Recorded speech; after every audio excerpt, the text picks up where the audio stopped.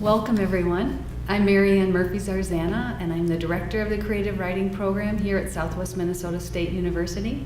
And I'm delighted to welcome Kevin Zepper tonight. Kevin teaches writing of all kinds at Minnesota State University in Moorhead.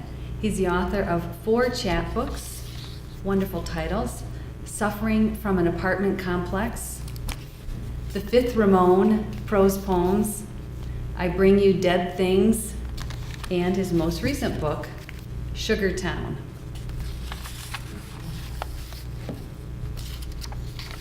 In this poetry collection, the title and lead poem are homage to harvesting sugar near Moorhead, Minnesota.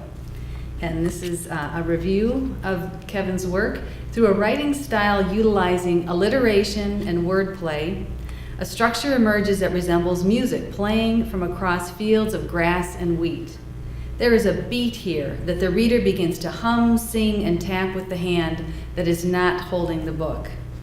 Another important facet of Kevin's writing style is its accessibility. I would not call it simple, but rather down to earth, digestible, not pompous. The reader feels that Kevin is an observer and that he is one of us, telling a bit of a story, but not giving everything away. Space is left for the reader to relate to an image or situation. In fact, I can still smell the potato salad Mom and Pops used to make for every picnic while reading the piece, Potato Salad.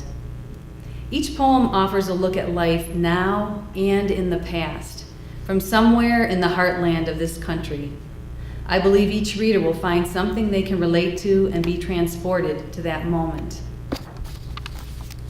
And this is comments from one of his colleagues, Tom Tamaro.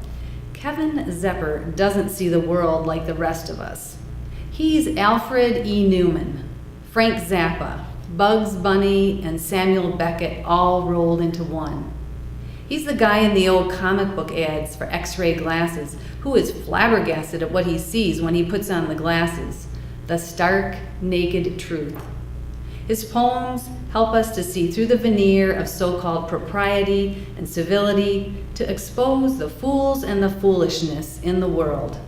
His poems may make us laugh and sometimes cry, but more importantly, they make us keenly aware of why it's necessary to laugh at ourselves. If we don't, someone else will.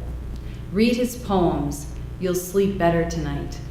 So listen to Kevin's poems, you'll all sleep better tonight.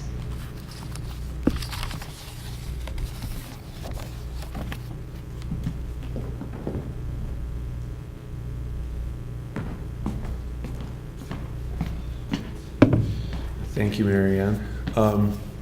Well, it's wonderful to be here. This is my second visit to Southwest, and I'm thinking that if I can get here one more time, you can deputize me and make me an honorary Mustang. I'm a Dragon right now, but I used to drive a Mustang, and I could become a Mustang quite easily. I would like to thank Mary Ann and James for putting up with me the last couple days and treating me just so princely, and it is really a thrill to be here on your campus. As I mentioned to the Zarzanas, I think, and this is coming from somebody from another university, that in terms of your campus, I think your campus in terms of beauty is tied with Bemidji in terms of the way it looks. It looks like a real good place to learn and be a student and et cetera. It's just a good place. So, and good people who want you to learn a lot. All right. I'm going to read some things that are not part of any collection. They're sort of orphan poems looking for homes. And this is a piece I wrote at Naropa called Outside the Sunflower Market in Boulder, Colorado, July. The young woman wears blue and white snowflake pajama pants and a pink fun fur sweater. She lugs 2 eco-green market bags full of groceries. Oranges and bananas are heaped on top of each bag, ready to spill with each small footstep. I ask her if she needs any help with the heavy load.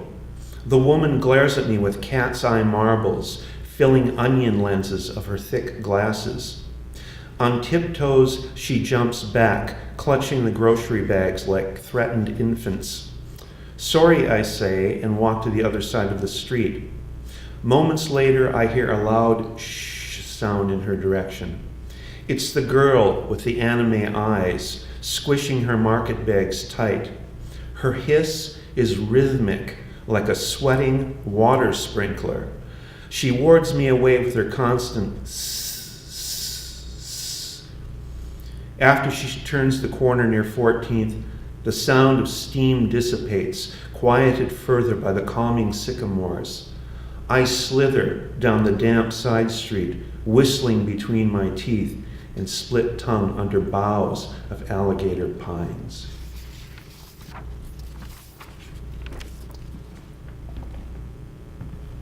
And speaking of Boulder, segue, this is called Boulder.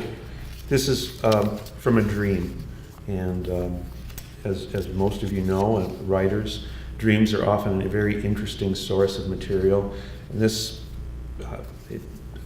sort of well, I'm just going to read it. I'm not going to give it any explanation. Boulder. I'm fallen from my sacred petrified tree on Mars, tumbling down a blood soil hill, finally resting in a sullen dry riverbed, quenching my thirst with dust. Then the slow climb up the hill, the sand grabbing up to my ankles. I tumble, bound to this boulder of self, footsteps retracing footprints I've climbed many times, back to the cold arms of a rocky perch. For a moment, when the stone arms briefly warm, an image of an aqua oasis puffs like rain clouds in my head. Thirst nearly quenched, the shade cools me with parchment leaves. Shy stars in a red night sky, serene sand in a valley, and then I fall.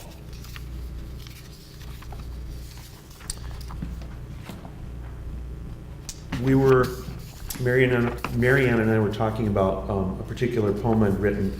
I'm working with a musician in Moorhead. Her name's Terry Mono, and she's a professor of music, and she's an excellent classical pianist. And this last year, we decided to collaborate with one another and do work with classical music and poetry. And this is a particular piece called "The Stranger." And what happened was, I know for you writers out there, that revision can sometimes be difficult. Well, and sometimes the source or the inspiration to revise comes from unlikely places. And in this case, the music that was created for this piece became the grist of the revision, helped me revise this and make it tighter. So if we had a piano player here, I'd say hit it, pound those horse teeth, but we don't have anybody here, so we'll just go with this. The Stranger. The last time I saw Carl was on the corner of Main and 6th by the M&H, still in the tan Rainer shine coat and matching pants. His hair close cropped like Curly from the Three Stooges, silver wire rims that seemed to swallow his tiny brown eyes. His Buddha grin like his suit, always there, no matter the weather. The last time I saw Carl, we talked the day before his next supply of meds. He told me how his mother spoke to him in violet whispers from her home among the rows of proper headstones, consoling him one moment, damning him the next. It's the only time I ever saw Carl's smile recede, a low tide, a small quake in the corners of his tight eyes. The last time I saw Carl, he was at the keys of a baby grand, gently arranging his fingers on the keys, progressions in Phrygian and Mixolydian scales. The afternoon sun cast light on the piano's ascendant open lid, harmonics of light reflecting off the strings. I watched as Carl extended the chords, conjuring long melodies, weaving in and under the majors and minors. Time suspended, even pressure on a sustain pedal, final notes floating through windows on pure light. I asked him if the piece was by Rachmaninoff. Carl paused. No, that was me. By the way, have you ever read The Stranger, Camus? No, I said, I haven't. I did, and it fractured my life. Carl's hands stiffened as he brought his hammer fists down on the keys. I said, I'm sorry about that. Don't worry about it. If I hadn't read Camus, I wouldn't be here now. I think of Carl as I look out at our backyard, think of a melody in an unfamiliar piece, the sustained warm wind whispering through fragrant stalks of purple hostas. Beyond the rise of our tall brown fence, I hear the thick traffic on Main, sidewalks filled with grinning strangers.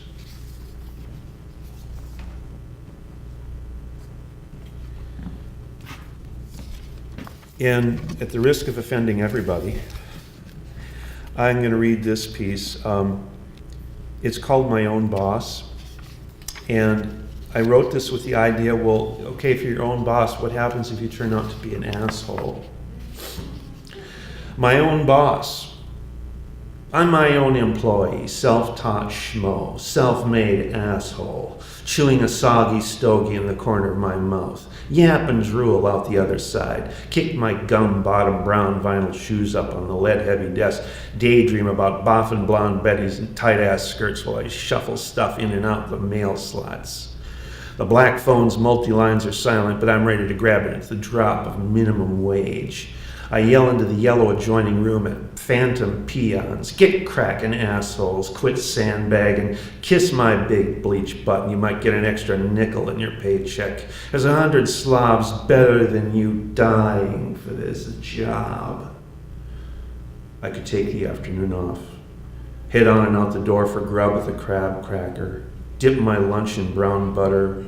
Ooze out the cigar chew inside of my mouth. I'd rather wait here to see who shows up, late from lunch, who shows up at all. I whiffle the thought of cracking the whip, realizing soon that I'm the only one in my mossy room. No one here but me, my own boss, alone.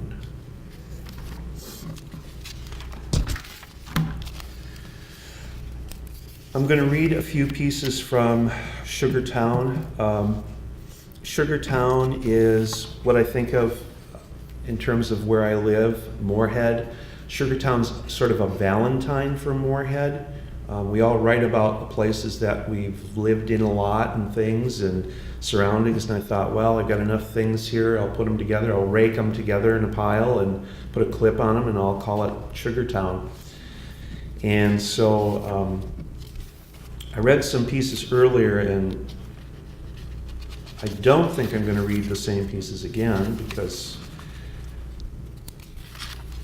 I got tired of them already, so I want to read something different. So I'll read this one because my mom never made these. It's beef pot pies because I don't think there's ever been a poem written about beef pot pies. And at one point in my life I loved them, now I'm afraid of them. So this is called beef pot pies. Beef pot pies, just like the ones mother never baked, so warm, so brown, tender crust with a paste of meat and veggies and a ladle of rusty gravy. Potpourri pie, flash frozen, a bit of carrot, a bit of lard, leftovers, surrounded in a pie shell with a tin underneath and a box all around, label on the front in bold white and red. Pot pie, slow going down, oozing over each and every rib in my chest, an inner vest of cholesterol, indefinitely digesting on the pies mother never used to make. Pretty heavy.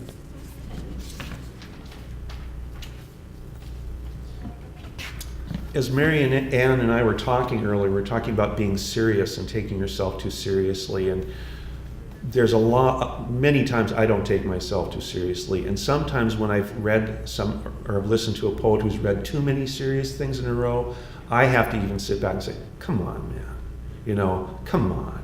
There's got to be at least something funny that you've noticed or observed, and of course there's so much seriousness now, and so it just seems like with poetry there's a way to enter that area with some humor, make it better. All right. And earlier, I'm going to forget your name. Is it Jerry?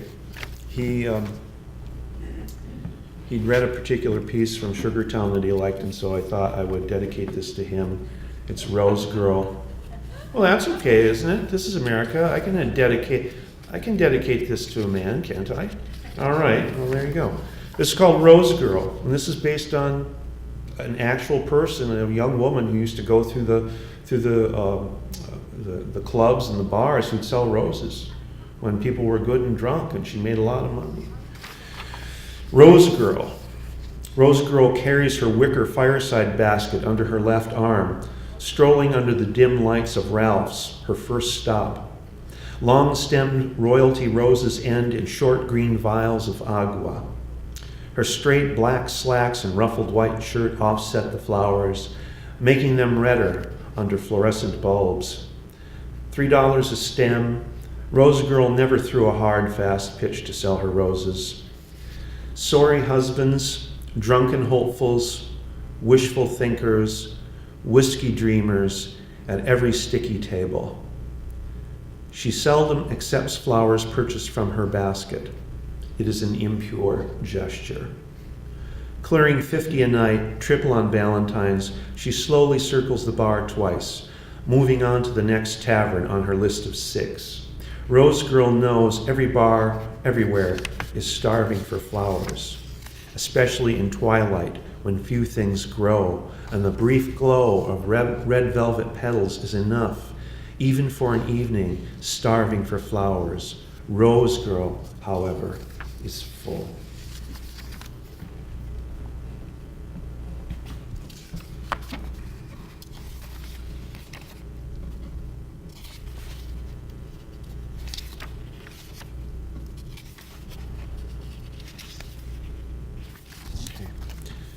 I'm going to start reading some pieces from the book that I'm trying to find a home for. It's called Ghost Worlds. And when I thought of the title, I thought at first, well, people are going to think this is all about paranormal EVP stuff. And some of it is actually, but for the most part, the idea of the ghost worlds is much broader, or I'd like to think of it as much broader, as perhaps it could be misremembered things. I remember this, but then somebody reminds you that's not how it happened. Misremembered histories. Did you hear something, over your shoulder? What was it? What did it sound like? Did you see somebody that looked like somebody you hadn't seen in 5 years, or was it a complete stranger? And so it's, pretty broad. And, ghosts and visitations too, ectoplasm. That as well. So I'll read a few pieces here from this. I'll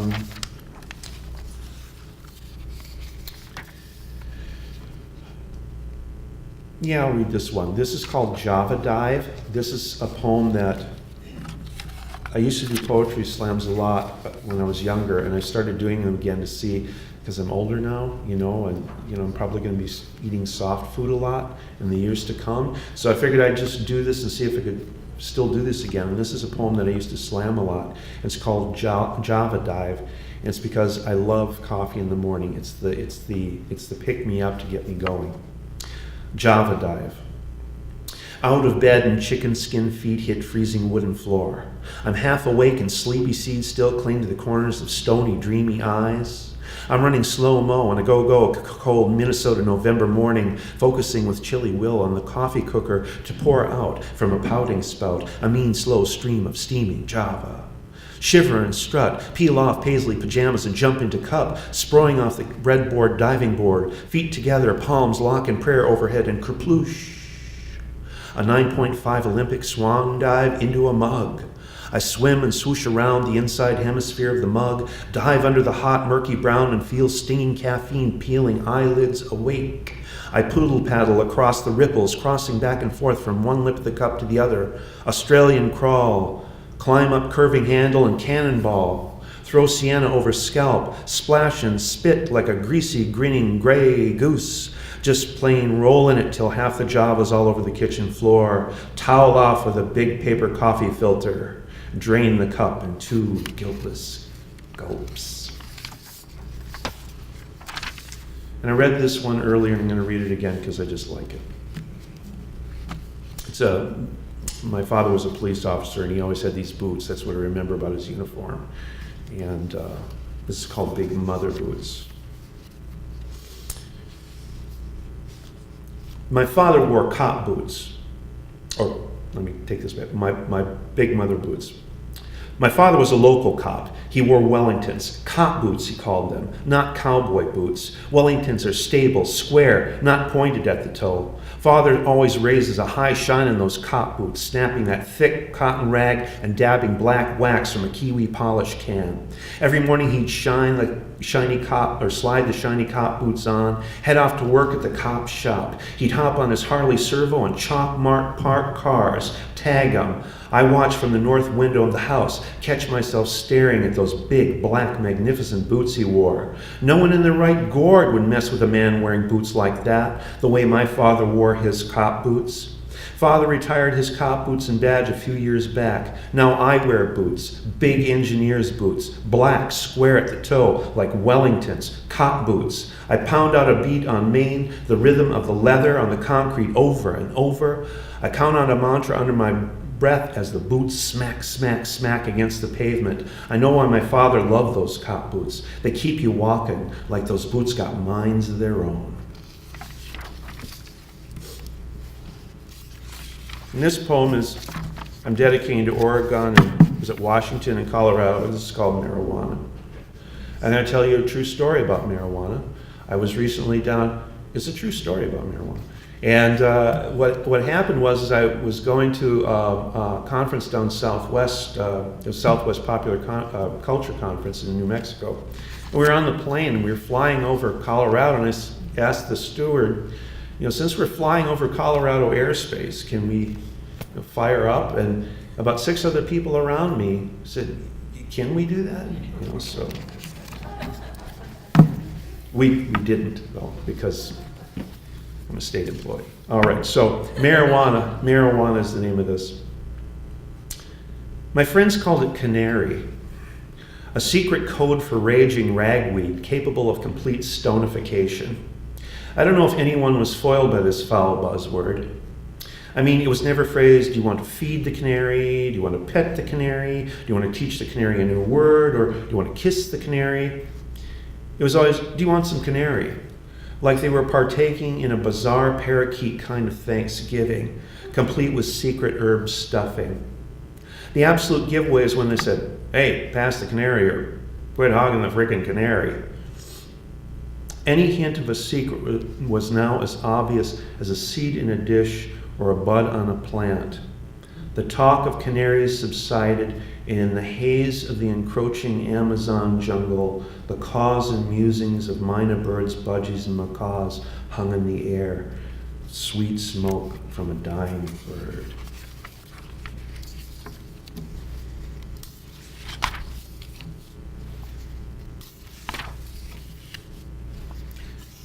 I had a profanely strange childhood, okay? Let me make that clear. All right, what else do I want to read you? I read Crazy Days earlier, but this doesn't look like a Crazy Days crowd.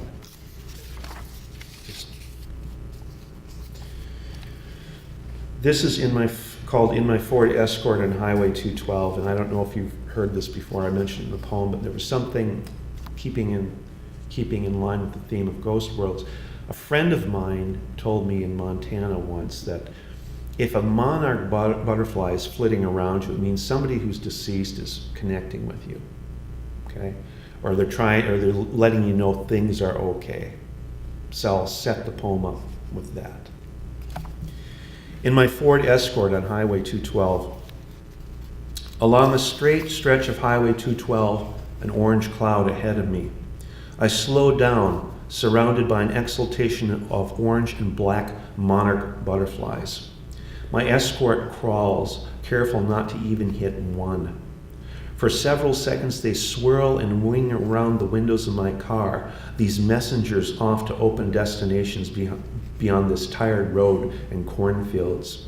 Fiery whirlwind of memories, a clouded clover meadow, sun illuminating each flower. Like pollen inebriating a bee, my mind clouded with thoughts of people I've forgotten. To see a monarch means the spirit of a dead loved one is visiting you. Here the air is filled with a moving tapestry of orange and black. I see these butterflies and realize there are more memories, intersecting flight paths, layers of warm air holding the black lace wings aloft for steady glides. The part of sails and the multitude of tangerine wakes, I share the lift from heat blooming from rich black earth. The monarchs share their flying space with me. The ground recedes, and I join their haloed ranks over green and gold. Under iris sky, I press the gas pedal and sail down this empty road, a plane gaining speed for takeoff, then joining their space.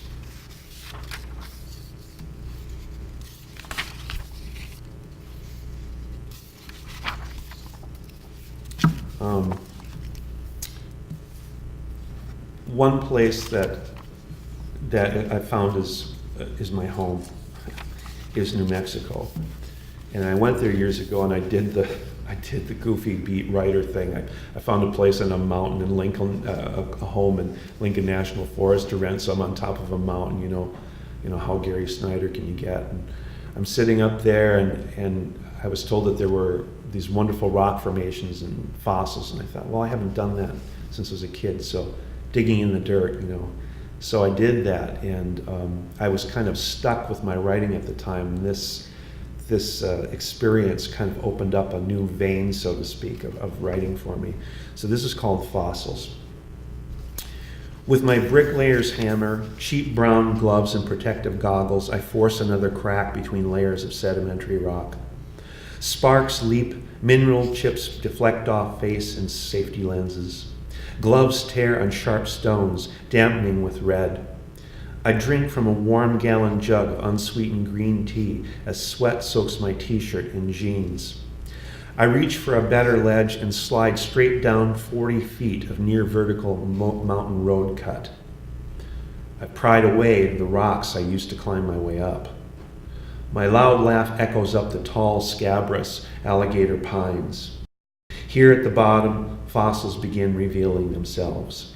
A complete bone-colored seashell, not the impression of one, shows itself from sandstone. Nearby, a conical shell print spirals deep into a fist-sized stone. Near my bloodied right hand, a bountiful family of quartz points divulge themselves to me in a small geode amphitheater. Blood crusts over recent wounds. I drink huge gulps of tea, wash my face with a handful. Waking the dead, I whisper to the rock face. I listen to a seashell, its ancient impression filled with quartz crystals gleaming in the mountain sun, and a voice no louder than a sigh tells me it begins here through the bedrock, beginnings and grounding. This mountainside was the bottom of a great sea. Imagine me alive in the sand of this deep, breathing, living. The voice babbles like water in a small creek until it fades away.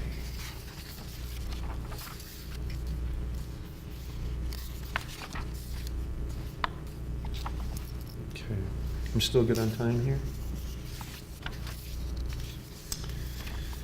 Okay, this is, I'm going to read a couple pieces I don't normally read, just, earlier at the library we talked about poems that you read aloud and their performance, or there's something about them that you can share, and there's some that are hard to share, and so this would fall under the hard to share. And it was something that I wanted to write. It was written to a colleague of mine who I was an MFA student, actually, I think it was an MFA student years ago. And this is called the writing prompt. And this is one of those pieces, kind of like, you have pieces that just sort of fall out, they just happen. It's just like they're gifts. This is one of those that came out, it was sort of like, at first it wasn't a welcome gift, but then you just kind of accept it. The writing prompt. As a writing prompt in our creative writing class, the instructor tells us to share a secret with everyone around the thick oak library table for a possible future writing assignment. When my turn comes, I tell about stealing $1 from my mother's purse, spending a quarter, and putting the remaining 75 cents in my sister's top dresser drawer, then ratting her out to Mom. It's a lie. Alice Cooper told this story once in an interview. What I really want to share is how week after week I keep talking myself out of suicide. There are so many ways to do myself in. a sharp knife across the wrists in a warm tub of water, or maybe a serrated edge to really tear up the veins. I'm nearly settled on a fistful of antidepressants and a fifth of cheap whiskey. I've been that close, weighing life that whole night long, standing on the tight precipice of to be or not. When morning came and I was still alive, I decided to be. The punchline? I need to show up for class, something to keep me moving, mostly forward. Somehow my voice matters here. My writing matters. But you're not ready for this secret. So I lied to you about stealing $1 from my mother's purse when I was little and how I tried to blame my little sister.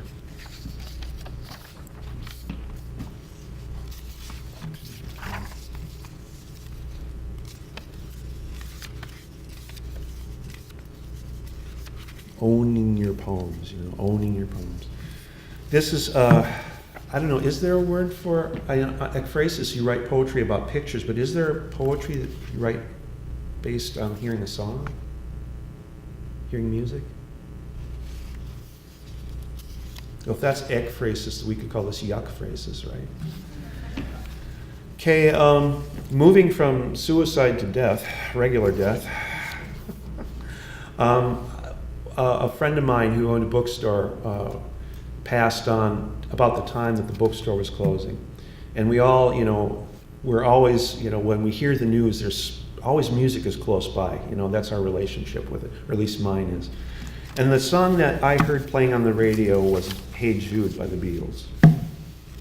And so that song locked into that moment. Well, I tried to write a fitting elegy, if you will. And what happened was Hey Jude kept coming up. So I thought, well, what can I do with this? And so I found these other ideas, these other sources coming in. And so this is, I didn't want to change anything too much. It's just called Jude. I've washed my soul in Hey Jude after every funeral I've attended since my closest friend died. Consolation in the words of a majestic pop song strung in a spinning disc across the universe, ever revolving. Paul sings, "Make it better," and the music wells up in me like a spring of light and life in my eyes.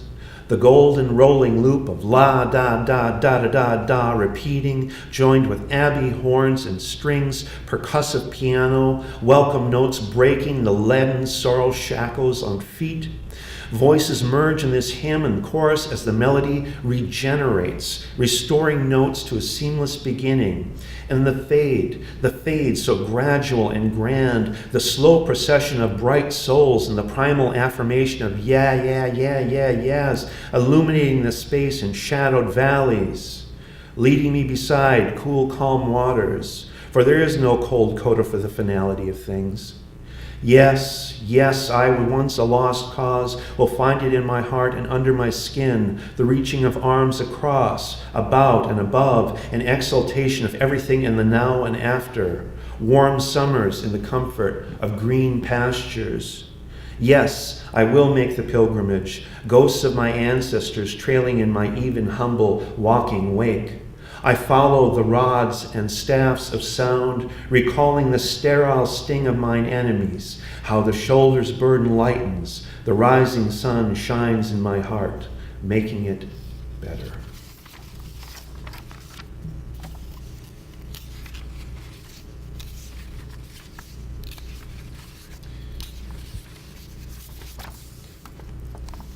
Somehow I believe I've stunned you.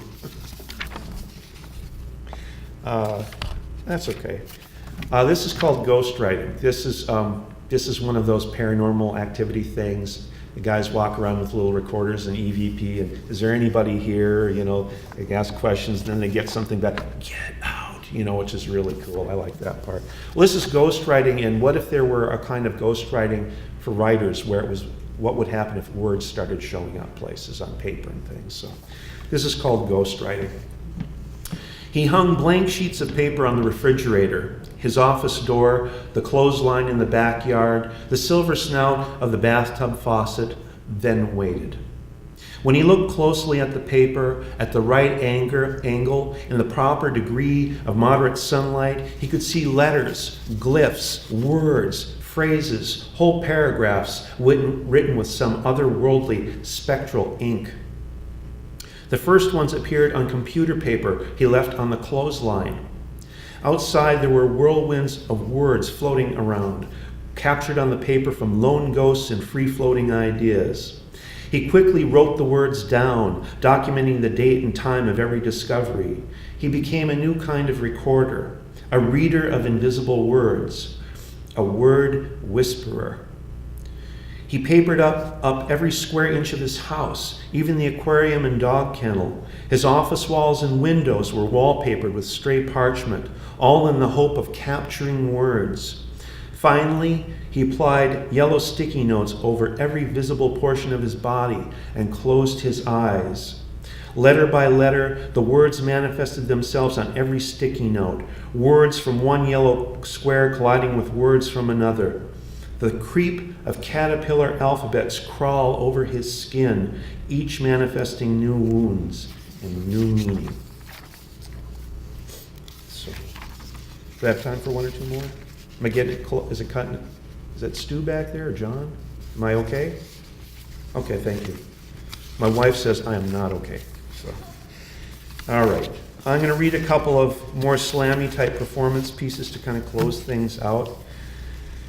And let's see here. I'm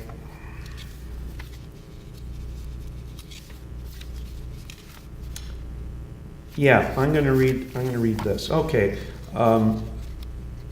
In terms of being influenced to write and things, I enjoyed poetry a lot when I was younger. Bought my first copy of Edgar Allan Poe's complete Edgar Allan Poe when I was like 12. My folks read to me, very blue collar folks. They read to me and helped me spell, and they read me comic books and nursery rhymes, and I, had access to music. But I would have to say that the two people or groups of people that influenced me the most to write were Patti Smith and the Ramones. Because Patti Smith she was doing something with music and poetry I had never heard before, and the Ramones because they were making it look all so simple. And I figured if the Ramones can write songs, I sure as hell can write poetry, right? So this is a piece, the reference to the fifth Beatle. Well, this is the fifth Ramone, and I'm kind of imagining myself as being the fifth Ramone. So. Hey, I'm not talking Stone Door, Kink, or even Beatle. I mean Ramone. And I want to be the fifth Ramone. The one hardly seen but always there. Rocking hard, keeping the faith. Man just railing hard on a black and white guitar. Wearing a uniform of ripped jeans, t-shirt, old tennis shoes, and a black leather jacket. Can't forget the black leather jacket. Keeping it simple, keeping it proud and punk, looking like cartoons come to life because rock is animation. Goofy, totally comic book. Johnny would shout out the count, 1, 2, 3, 4. We ram into another song, clocking it in at 2 minutes per, setting land speed records for songs in every elbow-to-elbow dive, rampage through 3-chord songs and stack them like cordwood knock-knocks. 20 songs in a 40-minute set. Keep the power coming through the Marshall stacks. Freight trains friggin' all night long. No solos here. No extended, long-winded whining. Hendrix come, Beck come, Clapton come, Stevie Ray, heavy saturation, alkaline battery in the fuzz box, crank it up to 10 thing. No screeching, squawking, wah wah wah, bawling like a nasal child. Gets too jizzed when you complicate it. Pound out the chords and the copper wound wires till it sounds like chainsaws and heat. Then you got it good. I'm that fifth Ramone, one of the kings of noise from Queens, living and riding low, keeping the faith, riding a loud guitar, howling through the feedback till the moon rises and then some, lay to rest the dead heroes and let the new ones raise the dust with dancing.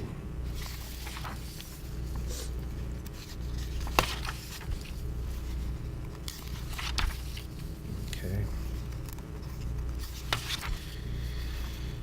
Oh, where's it at? Oh, there it is.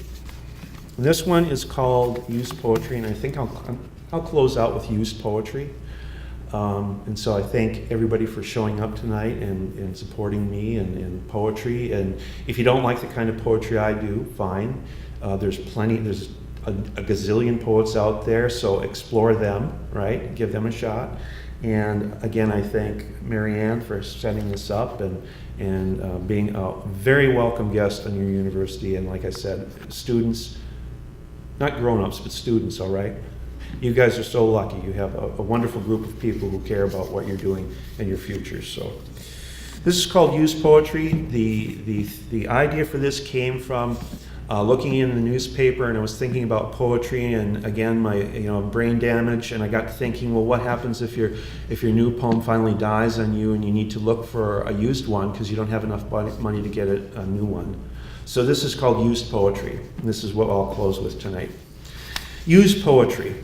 After many long miles, my poem finally gave out. What can you expect of a poem after 15 years of hard driving? Not to say that I overworked the poem or anything. I didn't try to rod on it, peel out with it. I filled it with premium metaphors, never settling for less. Changed the punctuation every couple thousand miles. No different from the next poet, really. It served me well, but its time had come. It took too long getting started in the morning. On several occasions this past winter, I had to jumpstart it with cables attached to another poem. Sometimes the battery in the poem was so far gone I had to plug it into an anthology overnight just to get it to spark the next morning. The poem also showed peculiarities that I just couldn't let slide any longer. Sometimes I'd just be cruising along, line after line, no problems, poem just purring away.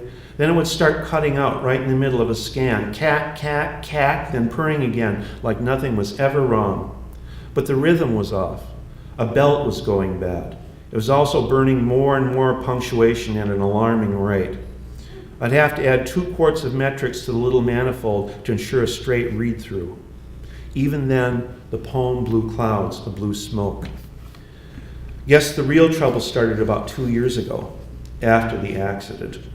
My poem got rear-ended by a drunk guy with a rock song lyric. Yeah, he had a beater of a lyric too. No insurance, nothing. Here I am with a poem all smashed to hell in the rear end and a bent frame to boot. It took a linguist and an English professor to pull out all of the dents. They did the best they could with it. You know how it is with a poem wreck, though. Once you've had an accident with your poem, it never reads the same again. So here I am, reading through the used poetry section of the paper. I can't really afford to get a new one. You never know what kind of abuse a used poem has taken. Could have been rotted on, stripped down, or rolled, who knows. I just hope I find a sonnet owned by a little old blue-haired lady. Someone like that would really know how to take care of a poem, always reading it slow and only on Sundays, taking it for regular grammar and simile maintenance, putting in the right metaphors to keep the engine from punning. Whether I find a good used poem or not, it's always tough trading in a poem you've reliably read for so long. Thank you very much.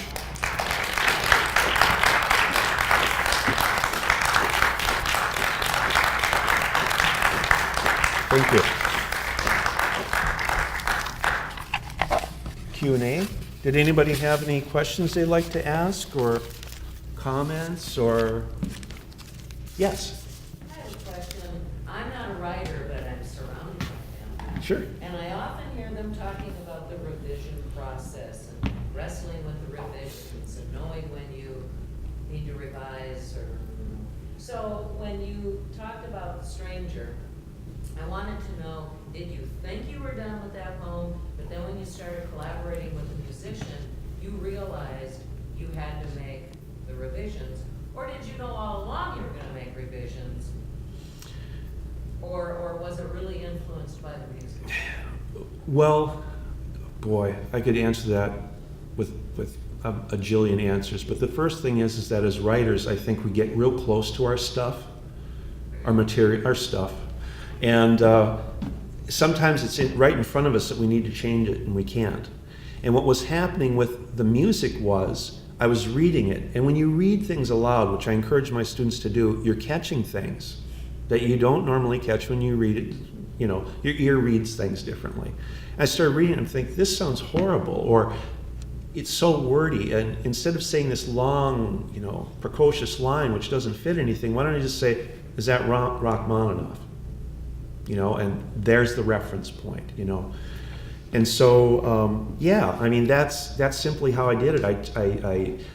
I had something like Violet Whisper, and I decided Violet Whispers, like there's more than one mom that's giving Carl grief, So revision is tough for everybody, I think. I think some people look at it as a game. For me, I've got to write the draft, and then I have to leave it alone and come back to it as, for lack of a better term, a stranger, so that I can look at it as if as a reader as opposed to a writer. Does that? Yes. Did I dodge the question successfully? You can always revise it later. Yeah. Well, that's the thing with writers. If we write for pleasure and things, we have the time to do it. If you're a student, you've got deadlines to meet and things like that. And so it's, you do what you got to do, I guess. That was a good question. Is anybody writing questions or more head questions? Yes. So, how do you view love poems? What's the difference between a love poem and a not a love poem? And if there is a difference, how do you write a love poem? Where do you begin? Well, it's funny because at the library I read what I thought was a love poem. And the love poem was, well, my students in creative writing right now, it's an intro to creative writing class I teach, and all of them are going to go hell-bent on love poems. That or death, and I think my running joke is, why don't you write a love poem about, or about a dead person, or something, and get real crazy. Zombies in love, right? And what it is I think that love is such a beat up word anyway. It's an abstraction like freedom. It's like, well, okay, I know what love is, but really, how do you want to define it? And so something like love needs to be defined by example. And if it's your example, then that's pretty specific. So the piece I wrote called Botany is about my wife leaving for work, and it's always hard. It's hard for me right now missing her because we're such great friends and such great soulmates that I looked at her cup and she'd left an imprint of her lipstick, and it reminded me of an exotic grapevine leaf, and it seemed like this had now become a relic because she'd kissed it. And so I go to the sink and I wash the cup and I put it away, and I've got that etched in my head. And to me, that's kind of a love poem, because it's like, would I ever do that? Would I do that for any of my male colleagues, or get that cup out of here? But there's something about the idea of that, or peeling an orange for somebody that you care about, or leaving a light on, or writing an imaginary letter, or I think it's the acts of not just saying I love you, but it's the acts of love that define the love you're talking about. Does that make sense? Because there's all kinds of love. What do you mean by love? You mean you love a romantic person? You love for a one-night thing? You love because it's family? Do you love somebody because you hate them so much? You need to, it's such a, semantically, it's such a really beat up, it's an overused word, and it shouldn't be. It's pretty personal. Love. Part of the reason I ask is that Garrison Keeler has a contest going right now, the writers in here, the poets in here, where you submit a love poem. You can submit one love poem, have it done by April 15th, and they're going to pick 3 out of all the love poems they get. And if you go on to the site, it's his publication site, he's having poets write how to write a love poem. Respond to that question. How do you write a love poem? And so I think everybody ought to submit a love poem. And check that out. Yeah, I don't know if there's a simple answer for that one, but there's so much of it out there, and there's so much of it that's good, but I think there's a million times more that's just bad, Just, but then if it's somebody who never writes poetry and they write you a love poem like I love you because I love you and I find you lovely in your love, if they write something like that, you can't really get on their case. I mean, they're trying, right? So, I love your answer about where do we get peeling orange lipstick. That's. yeah, I mean, friendship, isn't that love? Isn't it your colleagues and something that you love to do? Isn't that kind of a relationship as well? I mean,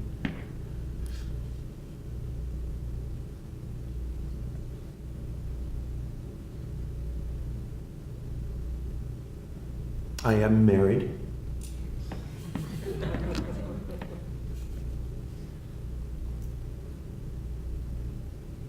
I don't know what else to say. Anybody have any questions? Any more questions? Any takes on poetry or? It's Midwest quiet. Thank you very much.